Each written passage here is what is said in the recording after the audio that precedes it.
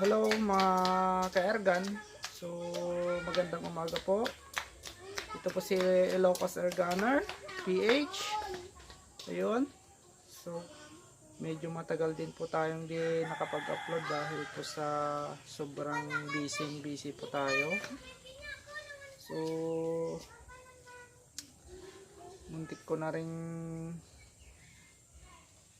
ihinto ang pag-YouTube dahil sa sobrang busy na po. Hindi na po natin kayang asikasuhin lahat, pero pipilitin po natin na may pagpatuloy ang ating nasimulang YouTube channel. So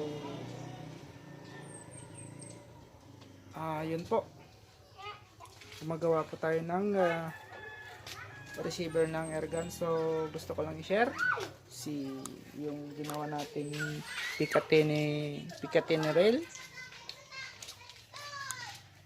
So yun po yung ginawa nating Picatinny rail. So buti na lang po accurate yung milling natin. So talagang napakaganda po ng pagkagawa niya. Equal po yung distancing, equal po yung size. So salamat kay Minimill dahil napaka-accurate niya gamitin mga ka-Airgun. And sunod na gagawin na po natin dyan, gawa tayo ng butas para sa magazine. So yun pala, sunod na gawin natin, lagay tayo ng butas dito para dito sa magazine. Fit natin itong magazine mga ka-Airgun. So yun.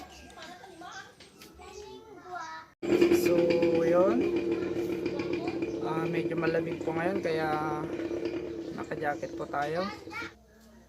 So yun po mga ka-Airgun, bago po tayo magpatuloy, nais ko munang i-shoutout sina Sir Richard Barroga, sina Sir Elmer Balasi, at si Sir Romano Flores. Taga Bataan pa po yan mga sir. So shout out po sa lahat ng ergonero dyan sa Urani, Bataan. Ayan po, mga poging ergonero po dyan sa Bataan. Shout out po sa inyong lahat mga sir. So ayun po, patuloy po natin ang ating ginagawa para makarami mga ka-Airgun. So yun po yung technique ko kapag ako ay nagbubutas po ng para sa magazine ng airgun natin mga ka-Airgun. Meron na po akong ginawang sukatan dito para pag nag-fit po kayo ng magazine, saktong sakto at fit na fit po siya.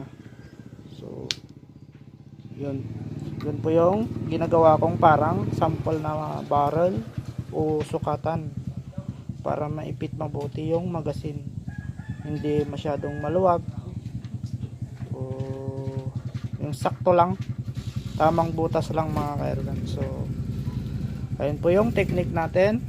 So para madali, pero kung meron ka ng barrel, hindi mo na kailangan ito. Pero kapag wala pa, kailangan mo nito para masukat mong mabuti, makuha yung tamang sukat. So yun po mga ka-Airgun.